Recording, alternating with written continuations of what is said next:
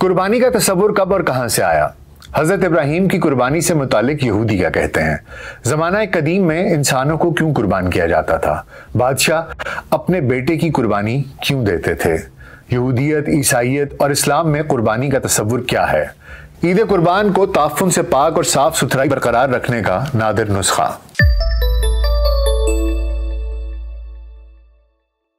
VLC pod cost پہ doctor ناصر بے کے ساتھ خاکسار آپ کی خدمت میں حاضر ہے۔ آپ سب کو میری اور میری ٹیم کی طرف سے عید قربان مبارک ہو۔ لفظ قربانی قربان سے ماخوذ ہے، اور قربان عربی زبان کا لفظ ہے جس کا لفظی مطلب ہے کسی شے سے نزدیک یا قریب ہونا۔ قربانی کے ذریعے چونکہ اللہ تعالیٰ کا قرب اور اس کی نزدیکی طلب کی جاتی ہے، اس لیے اسے قربانی کہا جاتا ہے۔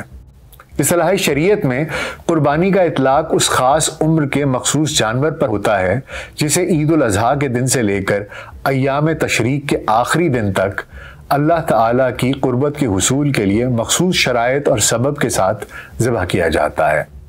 اب یہ عمل چاہے حجاج کرام منا میں انجام دیں یا دوسرے مسلمان دنیا کے کسی بھی کونے میں سر انجام دیں، اسے قربانی سے تعبیر کیا جائے گا۔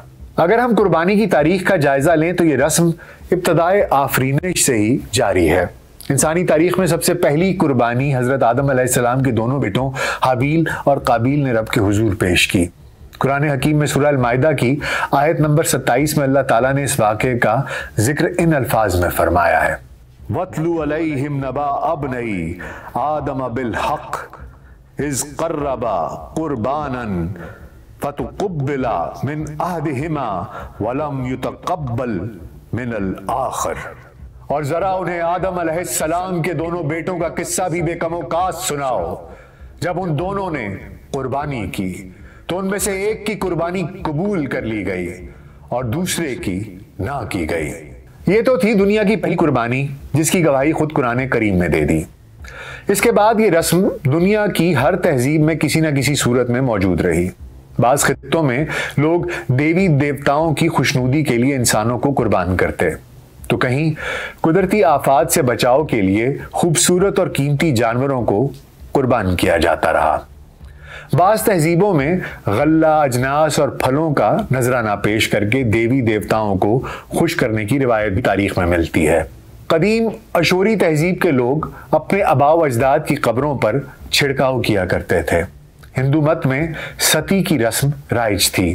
اس رسم کے تحت اگر کسی خاتون کا شوہر مر جاتا تو اسے اس کی لاش کے ساتھ ہی زندہ جلا کر قربان کر دیا جاتا تھا۔ وہیں خطہ عرب کے سامی اقوام کے لوگ اپنی قربانیوں کے خون کا چھڑکاؤ کرتے تھے۔ بعد ازاں فونیکی تہذیب آئی اور یہ لوگ خون کی جگہ دودھ اور شراب کا چھڑکاؤ کرنے لگے، جبکہ بعض قوموں میں خود خداؤں کو قربان کرنے کا رواج بھی رہا ہے۔ دومال جندل کے لوگ ہر سال ایک جوان، صحت مند اور خوبصورت شخص کا انتخاب کرتے اور اپنے خداؤں اور بتوں کے حضور اسے قربان کر دیتے، پھر اس کا جسم قربان گاہ کے قریب دفن کر دیتے۔ افریقہ، جنوبی افریقہ، انڈونیشیا، جرمنی اور اسکینڈینیویا کے بعض قبائل خود کو دیوی دیوتاؤں کے غضب سے بچانے، ان کی خوشنودی حاصل کرنے، بادشاہ کی موت یا ناگہانی آفت کے وقت انسانوں کو قربان کیا کرتے تھے۔ ایک روایت کے مطابق قدیم یونان کے باسی بھی انسان کی قربانی کے قائل تھے، جس کی تصدیق ان ہڈیوں سے ہوتی ہے جنہیں آثار قدیمہ کے ماہرین نے کھدائی کے دوران دریافت کیا۔ یہ ہڈیاں کریٹ کے قلعے سے ملی ہیں اور ماہرین کے مطابق بچوں کی ان ہڈیوں سے اس بات کا پتہ چلتا ہے کہ انہیں ذبح کیا گیا تھا۔ زمانہ قدیم کی تہذیبیں اپنی عسکری اور سیاسی فتح کے بعد شکرانے کے طور پر بھی قربانی دیا کرتی تھیں۔ کہا جاتا ہے کہ 4 صدی قبل مسیح میں روم میں کنسولی کومیل کے زمانے میں سینٹ اور عوام میں اختلافات کے خاتمے پر جشن برپا کیا گیا اور تمام عبادت گاہوں میں شکرانے کے طور پر خداؤں کے حضور قربانیاں پیش کی گئیں۔ عرب کے بہت سے قبیلے جب کسی جنگ میں کامیاب ہو جاتے تو مغلوب قوم کے اموال لوٹ لیتے اور ان کے لوگوں کو قیدی بنا لیتے۔ اس فتح کے شکرانے میں وہ جو کام انجام دیتے ان میں سے ایک یہ تھا کہ وہ قیدیوں میں سے خوبصورت ترین شخص کو اپنے بتوں کے حضور قربان کر دیتے تھے اور اس کا خون اپنے سر اور چہرے پر ملتے تھے۔ قدیم مصر کے لوگ دریائے نیل کی روانی برقرار رکھنے کے لیے خوبصورت اور قواری دوشیزہ کی قربانی دیتے تھے، جسے زیورات وغیرہ سے سجا سنوار کر دریا کے عین وسط میں چھوڑ دیا جاتا تھا اور وہ کچھ ہی دیر میں لہروں کی نظر ہو جاتی تھی۔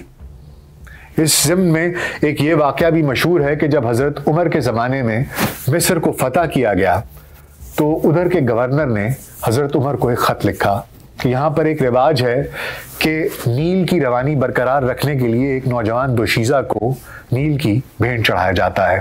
اس کے جواب میں کہا جاتا ہے کہ حضرت عمر نے ایک خط بھجوایا، عمر ابن الخطاب کا خط بنام نیل، اور انہوں نے گورنر سے کہا کہ یہ خط نیل میں پھینک دینا، اگر اس نے رواں رہنا ہوگا تو وہ بہتا رہے گا، نہیں تو رک جائے گا۔ کہتے ہیں اس خط میں تحریر تھا کہ اگر تو خدا کے حکم سے چلتا ہے، اللہ کے حکم سے بہتا ہے تو بہتا رہے، اور اگر اپنی مرضی سے بہتا ہے تو بے شک رک جا، ہمیں تیری ضرورت نہیں ہے۔ قربانی کی رسم انبیاء کرام نے بھی نبھائی ہے۔ قرآن کریم میں حضرت ابراہیم علیہ السلام کی قربانی کا واقعہ بڑی تفصیل سے بیان کیا گیا ہے۔ اللہ کے پیغمبر حضرت ابراہیم علیہ السلام نے اللہ کے حکم پر اپنے بیٹے اسماعیل علیہ السلام کو قربان کرنے کی نیت کی۔ جب انہیں چھری ان کی گردن پر رکھی تو عین اسی وقت اللہ تعالیٰ نے فرشتوں کے ذریعے انہیں ایک مینڈھا بھجوایا اور انہیں بشارت دی کہ ان کی قربانی بارگاہ الہی میں قبول کر لی گئی ہے، لہٰذا آپ بیٹے کی بجائے اسی مینڈھے کو قربان کریں۔ اور حضرت ابراہیم علیہ السلام کی ادا اللہ سبحانہ تعالیٰ کو اتنی پسند آئی کہ انہوں نے رہتی دنیا تک آنے والے مسلمانوں کو کہا کہ میرے محبوب پیغمبر کی یہ سنت دہراتے رہو۔ وہیں یہودیت میں بھی اس واقعے کا تذکرہ کیا گیا ہے، لیکن ان کے ہاں روایت ہے کہ حضرت ابراہیم نے حضرت اسماعیل علیہ السلام کی بجائے حضرت اسحاق علیہ السلام کو قربان کرنے کا ارادہ باندھا تھا۔ اس کے بعد کے زمانوں میں حضرت یعقوب اور حضرت موسیٰ علیہ السلام کا اپنے اپنے وقتوں میں جانوروں کی قربانی کرنا توریت سے ثابت ہے۔ حضرت سلیمان علیہ السلام کے دور میں گھوڑوں کی قربانی کا ثبوت ملتا ہے۔ موجودہ بائبل میں بھی قربانی کا تذکرہ موجود ہے، اور عیسائی مذہب کا دار و مدار ہی قربانی پر ہے۔ جو مذہب آسمانی نہیں ہیں ان میں بھی چند ایک کے علاوہ باقی سب کے ہاں قربانی کا تصور ملتا ہے۔ یہ قربانی گناہوں کے کفارے کے طور پر بھی کی جاتی ہے۔ ویدک دور میں بھی جگہ جگہ بوچڑ خانے موجود تھے، اور برہمن دیوتاؤں کے نام پر جانوروں کی قربانی دیتے اور ان کا گوشت آپس میں تقسیم کر لیتے تھے۔ عرب میں مشرکین مکہ بھی قربانی کرتے تھے۔ جب وہ کسی بت کے نام قربانی کا جانور ذبح کرتے تو اس کا گوشت اس کے سامنے رکھ دیتے اور اس کا خون بت کے جسم پر مل دیتے، اور جب وہ اللہ کے نام کی قربانی کرتے تو گوشت خود کھا جاتے اور اس کا خون کعبے کی دیواروں پر مل دیا کرتے تھے، اور سمجھتے تھے کہ یہ خون اللہ تک پہنچ گیا ہے اور ہماری قربانی قبول ہو گئی ہے۔ اللہ تعالیٰ نے ان کے اسی عقیدے کو قرآن کریم میں باطل قرار دیا اور سورہ حج میں قربانی کی اصل روح کو بیان کرتے ہوئے فرمایا لَن يَنَالَ اللَّهَ لُحُومُهَا وَلَا دِمَاؤُهَا وَلَكِن يَنَالُهُ التَّقْوَى مِنكُمْ، نہ ان کے گوشت اللہ کو پہنچتے ہیں نہ خون، مگر اسے تمہارا تقوی پہنچتا ہے۔ اب ہم بات کر لیتے ہیں قربانی کی اہمیت کی۔ قربانی حضرت ابراہیم علیہ السلام خلیل اللہ کی سنت ہے۔ عید الاضحیٰ کے موقع پر دنیا بھر میں مسلمان جانور قربان کر کے یہ سنت ادا کرتے ہیں۔ شریعت کی روح سے قربانی اہم مالی عبادت ہے اور شاعر اسلام میں سے ایک شعیرہ ہے جو صرف صاحب حیثیت افراد پر ہی فرض ہے۔ اس کے ذریعے اسلام کی شان اور شوقت، عظمت و رفت نمایاں ہوتی ہے۔ اس کی اہمیت کا اندازہ اس بات سے لگایا جا سکتا ہے کہ بذات خود اس کا اہتمام نبی پاک صلی اللہ علیہ وآلہ وسلم خود فرماتے تھے۔ ہجرت کے بعد رسول اللہ صلی اللہ علیہ وآلہ وسلم 10 سال مدینہ منورہ میں رہے، اور آپ صلی اللہ علیہ وآلہ وسلم نے کسی ایک سال بھی قربانی کو ترک نہیں کیا۔ قربانی کے جانور کو عربی میں اضحیہ بھی کہتے ہیں، جس کی جمع اضاحی ہے۔ مناسک حج میں یہ لفظ اس جانور کے لیے بھی استعمال ہوتا ہے جو ہر سال 10 ذی الحج کو حج کے بعد ذبح کیا جاتا ہے، اور اسی مناسبت سے اس عید کو عید الاضحیٰ یا عید قربان بھی کہا جاتا ہے۔ واضح رہے قربانی کا اطلاق ہر اس چیز پر ہوتا ہے جسے انسان اللہ کے حضور اس کا قرب حاصل کرنے کے لیے پیش کرے۔ جانوروں کی قربانی کے بعد مرحلہ آتا ہے گوشت کی تقسیم کا۔ इस मामले में शरई उसूलों को मद्देनजर रखना लाजिम है। कुर्बान किए गए जानवर के गोश्त का एक हिस्सा गुरबा मसाकीन में तकसीम किया जाता है, दूसरा हिस्सा अजीज़ो अकारब और रिश्तेदारों के लिए, जबकि तीसरा हिस्सा ज़ाती इस्तेमाल के लिए रखा जाता है। अगर कुर्बानी खालिसतन सदका हो तो इसका सारे का सारा गोश्त गरीबों में तकसीम किया जाता है, लेकिन ऐसी कोई बात नहीं है, बल्कि यहाँ तक भी इजाज़त है कि कुंबे के अफराद ज़्यादा हों तो सारे का सारा गोश्त भी घर में रखा जा सकता है। इसलिए कुर्बानी का मकसद महज गोश्त की तकसीम नहीं है, बल्कि इसके पीछे कार फरमा हिकमत कुर्बानी के जानवर का अल्लाह के लिए खून बहाना है। इस तरह ईद उल अज़हा या ईद कुर्बान का बुनियादी फ़लसफ़ा अल्लाह की रज़ा का हुसूल है, जिसके लिए कुर्बानी की जाती है, और इसमें हुस्न नीयत और इखलास का होना बुनियादी शर्त है। हुज़ूर अकरम सल्लल्लाहु अलैहि वसल्लम इरशाद फरमाते हैं कि कुर्बानी का अमल अगरचे कलील तर ही क्यों ना हो, सिद्क़ व इखलास से किया जाए तो कबूलियत को पहुंचता है, और अगर ये अमल सिद्क़ व इखलास से खाली हो और मुआशरे में महज दिखावे या रोब जमाने के लिए किया जाए तो कुर्बानी के चाहे पहाड़ की तरह अंबार लगा दिए जाएं, बारगाहे इलाही में इनकी कोई हैसियत ना होगी। कुर्बानी में तकवा की अहमियत को उजागर करने के लिए इस बात की तरफ बंदे की तवज्जो मबजूल कराई गई है कि कोई ये ना समझे कि वो कुर्बानी के अमल को अजीज़ व अकारब और मोहल्लेदारों में अपनी हैसियत का रोब जमाने और अपनी बड़ाई का तासुर कायम करने के लिए बरूए कार ला सकता है। अल्लाह के यहाँ कोई बड़ा नहीं है, सब इंसान बराबरी की सतह पर हैं। ऐन मुमकिन है खुदा के यहाँ कोई सफ़ेद पोश या फ़कीर ज़्यादा कदर मंजिलत का हामिल हो। ऐसे भी अल्लाह के बंदे हैं जो 2 वक्त की रोटी के मोहताज हैं, लेकिन उनका दिल चाहता है कि काश हमारे पास इतने वसाइल हो तो हम अल्लाह की राह में कुर्बानियों पर कुर्बानियाँ करते चले जाते हैं। मुमकिन है कि उन्हें कुर्बानी ना करने के बावजूद महज हुस्न नीयत का इतना सवाब मिल जाए जो रियाकारी की कुर्बानी करने वाले को कभी मुयस्सर ही ना हो सके। हुज़ूर अकरम सल्लल्लाहु अलैहि वसल्लम ने फरमाया है कि जब ज़िलहज का चांद तुलू हो जाए तो जो शख्स कुर्बानी का इरादा रखता हो वो पहली ज़िलहज से लेकर कुर्बानी के वक्त तक अपने बालों को कटवाए, ना नाखनों को तरशवाए।